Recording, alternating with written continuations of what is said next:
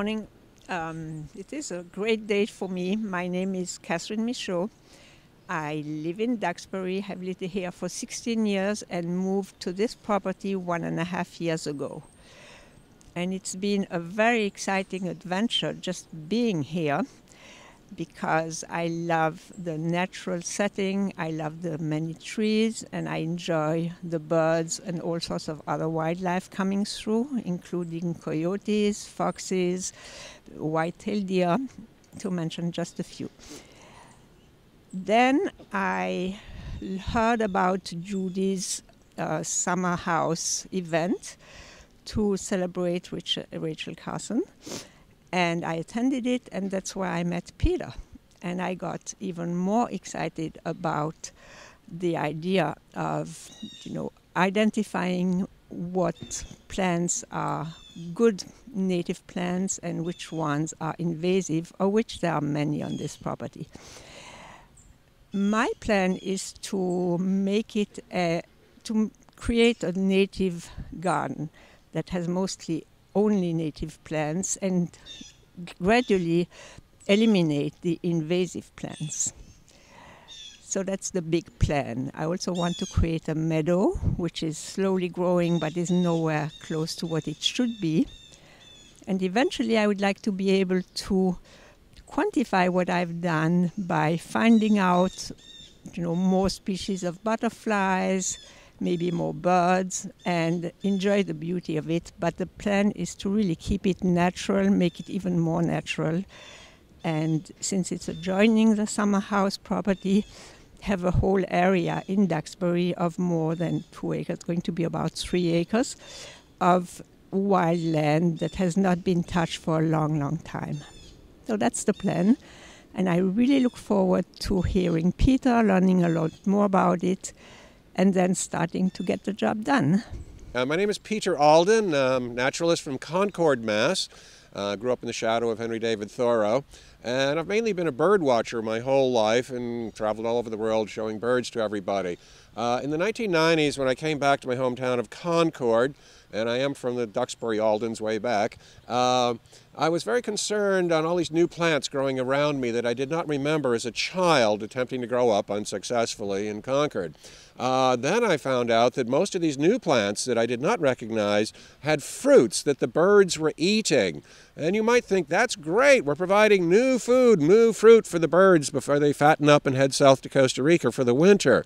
But then when you think about it a little bit more, the fruits that they're eating were being pooped out by the birds. Birds do sort of a 1.5, most birds, and spreading these things all over the place. And then we notice the understory of our forests were getting full of these new plants, maybe 24 new invasive plants here in Massachusetts. And we do have a book called A Guide to Invasive Plants in Massachusetts that was put out, I think, maybe 5 years ago. But it's also, these plants are taking over the gardens, taking over the roadsides. And as Professor Ptolemy has found out in his book that Judi just showed you, we're finding out an issue on why we may have to do something about the invasive alien plants. Now, they do provide more fruit in the fall for the birds going south, but that's a mixed blessing. But a new problem has been isolated. The professor and a lot of his students have fogged some forests in the Pennsylvania and Delaware area, forests of native trees and native shrubs, and then they've also fogged, which does kill the caterpillars and all the insects in those trial plots, in areas full of invasive alien trees. Most of them are from Northeast Asia, Japan, China, Korea, and what was the Soviet Far East, that are taking over our landscapes here in Massachusetts. The problem we're now isolating, or a problem, and there is a horticultural value for most of these trees and shrubs and vines that the people in the garden club and homeowners do appreciate. But the fact is that all these things that are coming over from other continents are not coming over with all of the insects, the herbivorous insects that actually eat the leaves.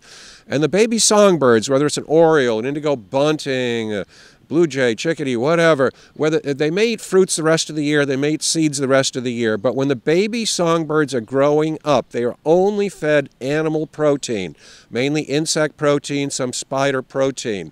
And Professor Ptolemy has found there and quantified in his book Bringing Nature Home that there's virtually no herbivorous insects on your burning bush, on your barberry, on your oriental bittersweet, on your glossy buckthorn, and all these other problem plants from the old world that do have a horticultural period when there are beautiful fruits or leaves or something or pretty flowers, but they're sterilizing the landscape. And if we no longer have songbirds because they can't find insects, herbivorous insects, mainly caterpillars of moths and some beetles and butterflies to feed to their babies, they're going to have real trouble bringing up their children, the younger birds.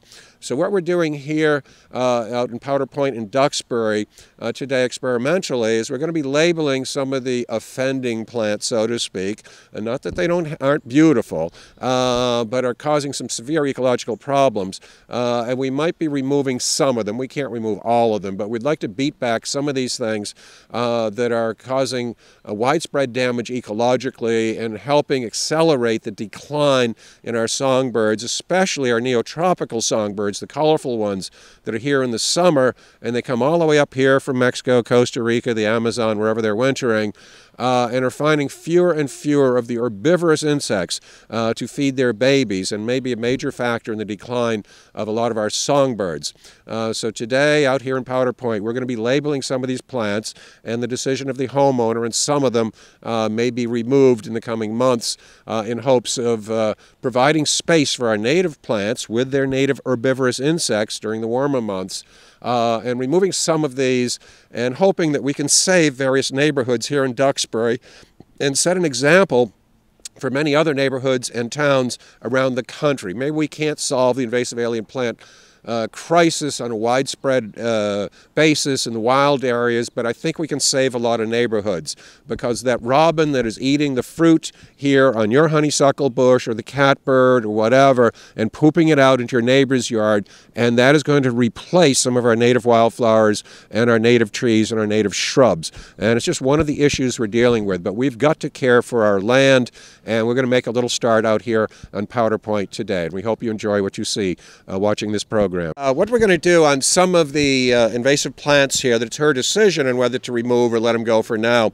we're going to put a number and a two-letter code. This is a wall of there's a couple of similar species of oriental honeysuckles, and I'm sure that Catherine loves the beauty and the smell and the fragrance of the honeysuckle flowers, which come out around Memorial Day. They're sort of white and turn yellow, and then that's followed in July with some little red fruits, which the catbirds and the other birds eat and spread all over the place. So we're going to put a number 1 and an OH for an oriental honeysuckle bush.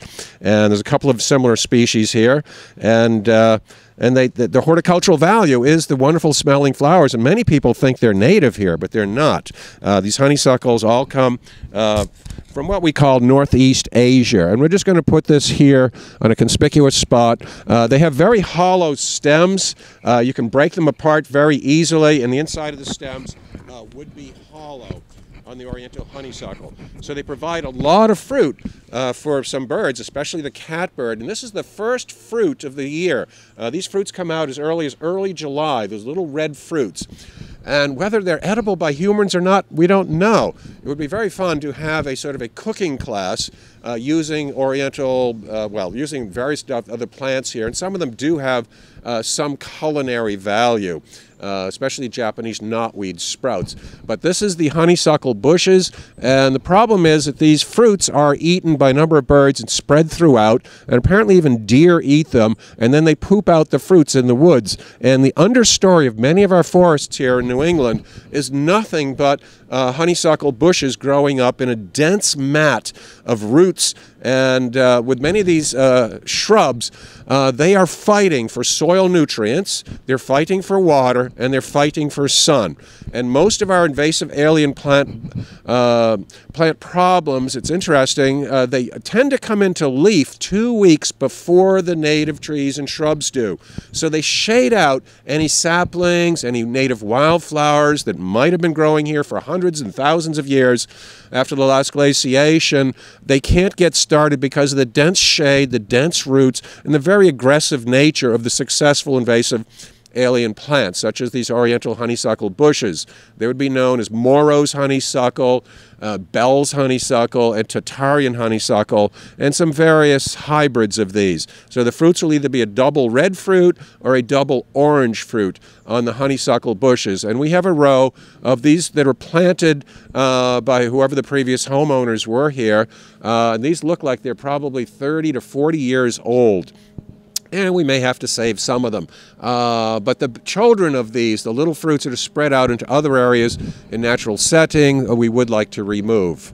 But this is one of the oriental honeysuckle bushes. As we look at our invasive plants, we also want to keep in mind the native plants and things that you might buy or find a small one on your property and plant it in a place where you've removed an invasive alien bush such as the oriental honeysuckle.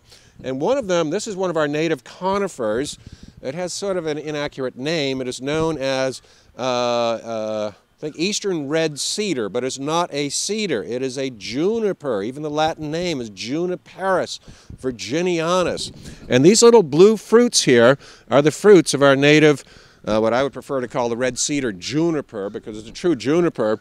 And this grows abundantly down here and is one of the candidates. We might find some young ones of these and plant it at some hole where you've just dug out something that is considered a problem. And these little blue fruits of the juniper are used as flavoring for what drink? Think about it. Gin. Gin flavoring comes from juniper berries. And these birds are eaten by a bird that we now call the cedar waxwing because it eats the fruits of the red cedar, which is not a cedar. It's a juniper, and the lovely little harmless cedar waxwing, well, it's not harmless spreading all these fruits, should have been called the juniper waxwing because it eats these juniper berries on what is mistakenly called the red cedar. But this is one of the native things that could be replanted here in southeastern Massachusetts when you take out something from the Orient that shouldn't be here at the moment. This is another problem. There's a couple of similar species. Most of these are called burning bushes. Burning bushes. A technical name is winged euonymus. They often have wings along the stems. The winged euonymus, or AKA burning bush, has been the #1 money maker for most of the garden and landscape industry here in Massachusetts, particularly in the 70s and the 80s and the 90s. Its horticultural value is the brilliant red leaves that often stay on the bush late September, particularly October, for many, many weeks. And it's commonly planted around our big box stores. Most McMansions have a row of these growing along there for that autumn brilliant red foliage. Unfortunately, in September, before the foliage comes out, there are little orange fruits that hang down, and we call those ecological time bombs because the birds will eat those little orange fruits and then they'll fly around wherever they're flying and poop it all out, and up comes more burning bush. But it's a very slow grower, and we did not realize how much of an invasive this was because the young take a number of years to sort of start adding a little bit of height, and they look a lot like young blueberry and huckleberry bushes. And as such, we weren't really freaked out about it until it was too late. Now, the naturalists sometimes don't know soils as much as we should, but some soils are very receptive to these fruits and others aren't. If you go out into western Mass in the Berkshires, this is the #2 invasive plant in the Berkshire Hills. On the coast of Connecticut, down where our dear friend Martha Stewart lives, or did live, on the coast of Connecticut there, this really enormous, vast areas of Westport are really beautiful in October with this, but like we are learning with invasive alien plants, nothing grows under the burning bush, and it is shading out all of our native saplings and our native wildflowers that might be coming out. So even though it is pretty and has, sort of a pretty little fruit that most people don't even notice, it is an ecological nuisance and it is banned. It is banned to sell this or import it into our state right now, and probably 15 states have banned this very pretty thing called burning bush. But I will caution you, I see one of the little orange fruits right now that the birds haven't caught up with, but right here we can see this little orange fruit which the birds will eat. But you got to be careful if you say bad things about this bush in certain religious circles, as happened to me at a church in Lexington, Mass. I was leading a group, and I pulled up a sapling. Many of us people who are concerned about invasives, we pull up saplings of little plants, especially when the soil is wet and doesn't take a lot of energy. Get rid of them the first year. And I pulled it up on a little group I was walking around before a lecture, and I said, "Darn burning bush." And someone tapped me on the shoulder and said, "I wish you'd show me a little more respect to a plant that many of us consider rather sacred." And I was wondering, what is this guy talking about? And he says, "Well, you know, Moses took the 10 Commandments on a burning bush, and I wish you'd give it a little more respect." But it wasn't this thing from East China that I don't think Moses made it to East China. He was talking about a bush that was burning. But this is the burning bush and should have no connection with religion. But I do caution you on that. Above me is one of our maples. Most of you know of maples perhaps as the source of maple sugar. That is the sugar maple native to New England, but more in the hills than on the coast. We have a new maple from Europe that has been planted here horticulturally that we're watching. It is taking over a lot of areas on the Cape and the islands and the coasts of southern Massachusetts. Not much of a problem inland. It's called the sycamore maple, and it has a particularly long stem, which is often reddish. The leaf looks pretty much like a sugar maple or a Norway maple, but a very long stem on the leaf. This is called sycamore maple. It's from Europe, taking over in the coastal range. Has not made our invasive species list yet because it's sort of local, pretty much behaved, but it's on something that our state government is calling a watch list. Just as we have with endangered species, these invasive plants we're calling endangering species because they're endangering entire ecosystems. But this is the sycamore maple. I don't encourage getting rid of it right now, but we are watching to see how it is taking over natural ecosystems. Okay, Catherine is now holding the first year of a 2-year plant, a biennial plant, known as the garlic mustard. And this should be removed its first year because once it comes into seed in the second year, those seeds will be spread as you lift it out. But she's going to lift it up, and you'll see the roots only go down a few inches. And even a person, you don't even have to be as strong as Catherine, can pull it out. School children can pull this out. And there should be school children learning these several dozen plants and being involved in removing these things. But that's the garlic mustard. And then take it up to your house, chop it up with scissors, and put it in your salad. Here we are looking at a tree in fruit. This is one of a number of species of crab apples that are in the rose family. They're woody roses. Most of these are native to the Midwest of the U.S. and some from the Orient. And they have little fruits that the birds eat and spread. We haven't listed any of the crab apples as a major worry yet, but we are concerned about them a little bit. But these are little crab apples, and if I was a bird, I would want to eat it. But we have not seen this particular, these crab apples taking over entire habitats yet. It's just, we're watching them, we're learning about them, and this whole science of invasive alien plants is relatively new. We only had our first meetings, the New England Wildflower Society and various government agencies and various other land trusts and so forth. I've had meetings in the 90s. Was our first meetings on this. If you were going to college like I was in the 1960s, there was no courses on invasive alien plants. There were courses on agricultural weeds, mostly herbaceous weeds, but we did not have any major concern about trees and shrubs and vines from other continents taking over. And it's interesting when we look at some of our works for guidance, such as Darwin. He doesn't get into invasive alien plants or animals, really. We look at Henry David Thoreau, a local Mass naturalist.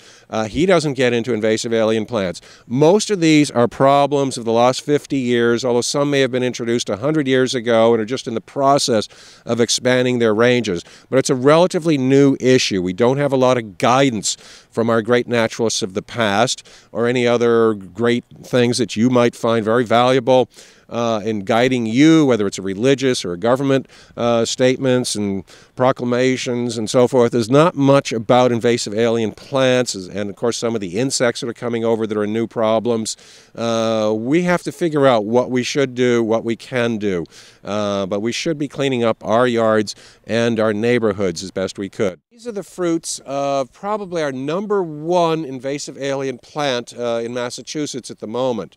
It is known as the Oriental or Asiatic bittersweet. It has fruits in the fall, which start out all yellow, and then when the covering opens up, we see a red fruit on the inside. The combination of the yellow and the red creates an orange view, which is exact color theme of Halloween and Thanksgiving. As such, this is a very popular plant in wreaths and various vases for the Halloween season and especially Thanksgiving. Unfortunately, it's highly aggressive. As mentioned before, each one of these fruits is an ecological time bomb. It is being eaten and spread by native robins, by native bluebirds, but also the invasive starling and other things like that, spreading very fast. And it's taking over many of the roadsides, the beaches, all sorts of habitats. It's our #1 worry, and it's also very popular. I was on National Public Radio with Martha Stewart 2 Thanksgivings ago, and she was raving about how beautiful it was, and you wrap it around and you do this, do the other thing, and how wonderful it was. And I had to, when I got a chance to speak late in the program on NPR, I said it's the worst ecological disaster to hit New England since the last glacier 20,000 years ago. And it's true. It's a big problem. And each vine, and they could grow up to 100 feet up in the trees, and they're woody, and they get bigger and bigger and bigger. You can make furniture out of the stems, actually, as they get along. But this is a fruit that birds eat. It is not native here. There is an American bittersweet, which is very rare, and it's been gene swamped by the Oriental bittersweet. So even though it has a horticultural value, it is a major nuisance. And it is banned in Boston. But we've never enforced any of our laws. The state legislature, bless their hearts, in January 2007 did make a list of 100 or so plants that cannot be sold in mass or imported into Massachusetts, but there's been no enforcement, and you can still buy this in a lot of places. I know it's pretty, but when you have it on your Thanksgiving table and you throw it out the window, and next spring some of these fruits are going to work their way into the soil, and 3 or 4 or 5 years from now, you're going to have vines in your trees that are killing your trees. This thing kills trees. It grabs the soil nutrients, grabs the water, it grabs the sunlight, it comes into leaf before the native trees and shrubs that it's covering, and eventually strangles it. And unlike some other things, it actually squeezes like an anaconda or a python on the growth rings on the outside of trees. And in a second, we're going to show you a young bittersweet vine that is already growing here on our property in Powder Point, up 100 feet in the sky. And as we look up in the sky behind us, we're going to see a certain trailer. It looks like Tarzan and Jane could be swinging on those things. And that is all Oriental bittersweet, reaching for the sky. They go up on telephone poles, they go up on trees, and it is capable of killing every living woody plant in New England. That is the Oriental bittersweet. I know it's pretty, but it's dangerous, just like some of the men and women you may have gone out with earlier in your life. As mentioned before, we'd like to get more property owners, adults, children. Children also have community service hours that they're supposed to do something useful for the town and society. And we'd like some of that time to be sort of channeled into removing invasive alien plants. As we mentioned earlier, we have something we're watching called sycamore maple. We want to see how fertile it is here. Does it get into wild country? Is it a problem? So I see here with this very long red stem here, young sycamore maple right here, right here, right here. It looks like, oh, maybe we do have a problem with sycamore maple because we've got a whole bunch of it here from the seeds of the parent tree further away. So we're starting to think that this might be listed as a real problem species in the future of the sycamore maple. Now right behind me we have another, I'll just pick out a little bit of it here. This is privet, P-R-I-V-E-T. It has little blue fruits that the birds eat. Major nuisance in places like Georgia. Minor nuisance up here right now, but this is privet, and this is the commonest border plant planted here in Massachusetts. Did not make the list in Massachusetts, but again, it's one that we're watching. It is starting to spread a little bit away from where it is intentionally planted. So we are watching the privet as a problem plant elsewhere, and it might become so here. Among our various plant issues out here, we do have some native plants, which you should be aware of. I am shocked at how few people can actually identify poison ivy. I did a test case with roughly 50 parents and kids in my town, and fully half of them had no clue. When I said, can you show me which one is poison ivy? No clue. It should be in every newspaper and every website every spring. But this is poison ivy. It generally has 3 leaves. They're green like most leaves are in the growing season, but as the fall progresses, their leaves can turn a brilliant scarlet red. They can turn orange. They can turn yellow. It's very pretty. I think that those 3 combinations would say that the poison ivy has horticultural value. And I don't know why the members of the garden club don't plant it everywhere, because it is so pretty. What's interesting is that the birds eat the white fruits, no problem. Deer can eat the leaves. They don't get lesions on their stomach or their lips or whatever. It's only for humans that seem to have a problem with poison ivy. Not all humans, but most humans have a real problem when they touch this of the poison ivy. Now, the poison ivy can be an herb growing on the ground. It can be a vine growing up 100 feet in a tree. And if you're working on oriental bittersweet vines, be aware that there might be poison ivy mixed with it. And it also can be a shrub. So it's multimorphic, the poison ivy. It is native to the New World. Maybe humans were not meant to be in the New World. I don't know. But we have real problems with this. But none of the native birds and animals have any problem whatsoever with poison ivy. There is a rare thing called poison sumac, which is a tree that only grows in swamps. I've only seen it twice. Whereas we have many other species of sumac, winged sumac, and we have a smooth sumac, and particularly the staghorn sumac that provide fruits for our native birds, and they're absolutely not poisonous to touch. Although some people warn their children, oh, don't touch that staghorn sumac, you know, it's poisonous. It's not poisonous at all, and you can make lemonade out of their fruits, no problem. But this is something you have to be aware of, as well as Lyme disease ticks, and as you'll notice, some of us have Wellington boots on. Most ticks are within a foot of the ground on the tip of a grass that want to get onto a passing mammal.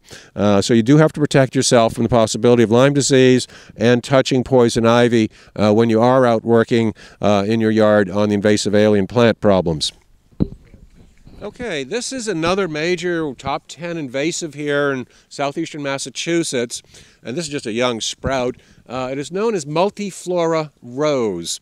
It's a rose that has little white rose flowers, much smaller than our horticultural roses. It was brought over here from China, where most of our problem plants in New England actually come from, and was planted as a win-win-win thing. It provided soil stability back when we had the Dust Bowl period in the 30s.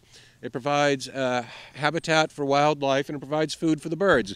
And it would have whole clusters of little red fruits, which are the only reason we have mockingbirds in New England. They never occurred here until we planted multiflora rose. And the mockingbirds will defend patches of multiflora rose from other mockingbirds and other birds to survive the winter, since they're mostly a non-migratory bird. But this is the multiflora rose.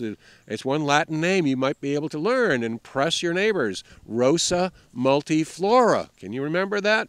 That's what it is. And maybe we'll find some more on the property. But these are the leaves here, and there's usually a little bit of hair at the stem of each where the leaves come off.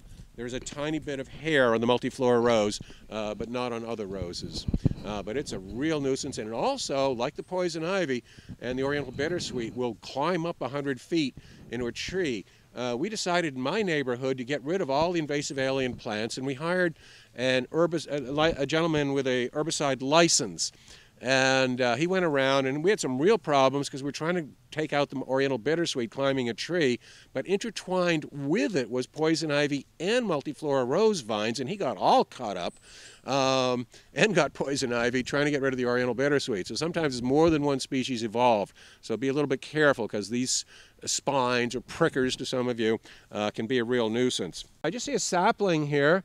I bet there was some more around. But this is a very common hedge plant. It is called Japanese barberry, and it has very sharp spines like a teddy bear choir out in Arizona.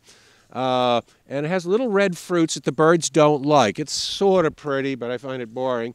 And the fruits are so tasteless, it's like eating wet Kleenex.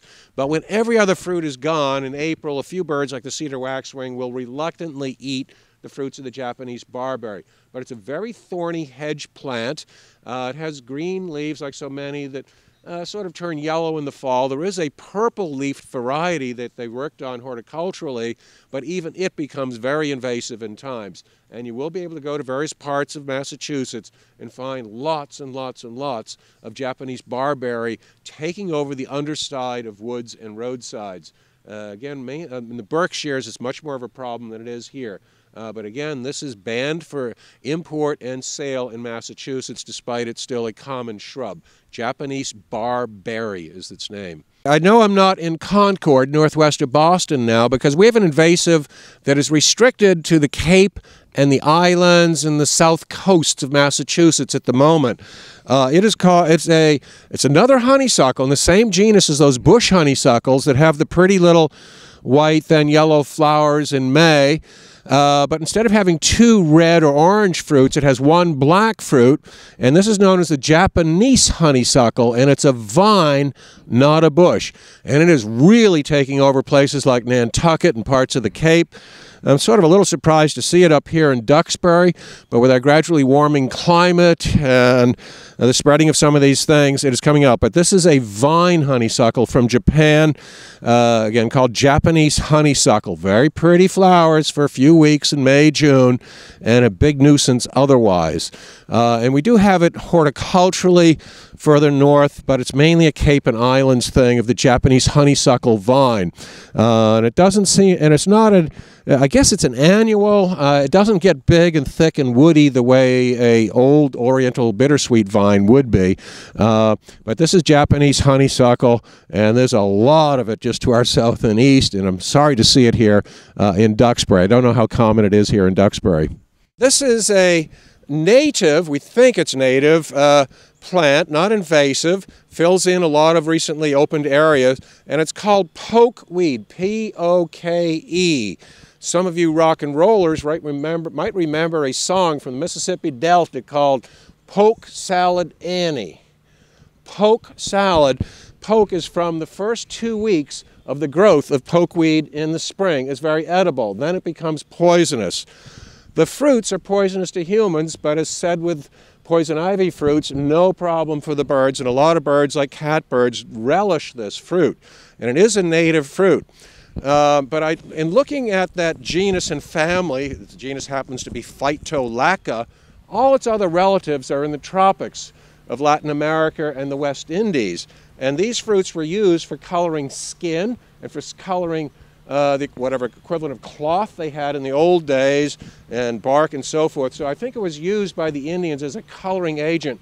And it might have been a pre-Columbian invasive that was brought up intentionally by the Indians and has survived around here. That's just my theory.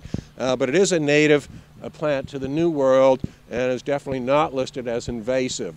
But I have a hunch the Indians brought it up here and it has survived. Who knows? But that is pokeweed.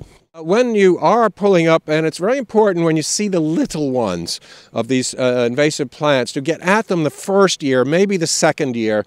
And you'll find that when you pull up the Oriental bittersweet, which has these alternate leaves that come out not opposite, they're alternate, but the roots are bright orange on the Oriental bittersweet, as they are in the Japanese barberry also. But to confirm what you have, you'll see these orange roots. So if I and or my children or whomever was out working in the yard trying to get rid of these invasives, it's easiest to pull when the soil is wet. So after a rainstorm, the soil's wet. It's a lot easier pulling these things out than when it's dry. If you're using herbicide on some of these things, especially the bushes and some of the young trees, we find that it's best to apply that herbicide, just brush it on the bark in periods of warmth in February, March, April, before the leaves come out, before the ticks come out. before the bees and the wasps and other stinging bugs come out. The most bang for our buck, and we don't have to take anything with us, is just rub, and it doesn't matter which herbicide, there's a whole bunch relatively similar, just rub it on the bark of multiflora rose, the glossy buckthorns, whatever, in the spring, and it'll get absorbed within just that plant. And then when the warmer days come along, you'll find that the leaves are brown, and you're successful like 90% of the time, just rubbing this stuff on the bark, you know, in the warmer periods in the late winter, and the plant will gradually die. And then it's real easy to break it with one hand later on. And it's easier to move some dying sticks than something with all the weight of all the leaves. So that's a time when a lot of the invasive plant work is done, before the bugs and the poison ivy come out, and just brushing it on. You don't have to break anything, just rub it on and it gets absorbed by the plants. And you can go to your local garden center and they will help you recommend a certain herbicide to use. And some herbicide is very useful. I know we all want to go green. We use way too much herbicide on our lawns. But the careful use of herbicide on our property onto some of these invasives is a worthwhile thing, even though some people may be very much against it. This is not the shrub, but the vine honeysuckle, Japanese honeysuckle. And you'll note here that 2 or 3 or 4 of the vines roll around themselves for support and strength as they climb up a tree. We can see it climbing way, way up here onto a tree. And then we discovered here in the tropical paradise of Duxbury that is so much warmer than the suburbs northwest of Boston. I'm very surprised to see this. What is today's date? Late October. And here we have flowering Japanese honeysuckle vine here. And the flowers are white and yellow. They turn yellow the second day. Oh, I see some more up here, up in the blue sky, which is even more beautiful. And you'll see how today's flower is white. Yesterday's flower turns yellow. That is the horticultural value of this vine, the Japanese honeysuckle, but it really takes over to the detriment of our native wildflowers and plants. In the Commonwealth of Massachusetts, a book was done, the county-by-county checklist of our vascular plants, meaning the more advanced plants from ferns and trees and shrubs and vines and grasses and stuff. And it's interesting, the number of species considered native to Massachusetts in a state study was about 1630, about the time the Puritans came to Boston, 10 years after the Pilgrims. But 1,630 plants were considered native to Massachusetts at the time the Pilgrims and the Puritans came. Since that time, so many other things have come over intentionally and unintentionally that the state list of plants is now over 3,000. But of those 1,400 new plants, hello airplane, only 100 are considered problems. The rest of them is a few here and a few there, and no worry. I am here with Catherine. We've just walked around her property to try to see what the major invasive plant problems, at least the woody problems, are. Some of the herbaceous ones come and go during the earlier part of the year. So I was impressed and depressed. Impressed that she's been working already on it and taking out some of these things, and that she cares about it. And I think everyone should care about their property, and with this new problem, the invasive alien plants should gradually remove, maybe not all of them, but many of them, and particularly the young saplings that are just coming up that will really ruin some of our native plants and animals. I wish more landowners for their back 40s and their backyards and so forth would get up to speed on which of these plants, even if they're pretty, are major ecological concerns for the future and for their children and grandchildren. So we hope that the people watching this program might say, yeah, I've got that growing in my yard. We really should get rid of it. And we hope that we can trigger some people to take a closer look at what's actually growing in their yard and the long-term impacts of those that do have fruits that the birds spread all around.